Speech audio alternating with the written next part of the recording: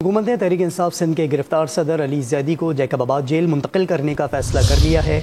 महकमे दाखिला सिंध ने गुज़िश्ता रोज़ ही अली जैदी के कराची में वाक़ घर को सब जेल करार दिया था। PTI के रहनुमा फिरदौस शमीम नकवी को भी कराची से सखर जेल मुंतकिल किया जाएगा।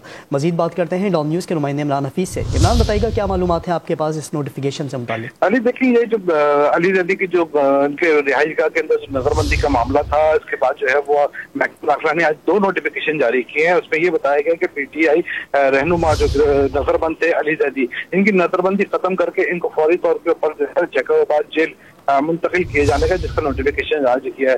दूसरे नोटिफिकेशन में यही बताया गया है कि PTI रहनुमा फिरदौस शमीम नकवी को MPO के तहत जो है वो सक्कर जेल मुंतकिल करने का किया जाए, जिसका भी नोटिफिकेशन जारी कर दिया है। जी इमरान, बहुत शुक्रिया आपका।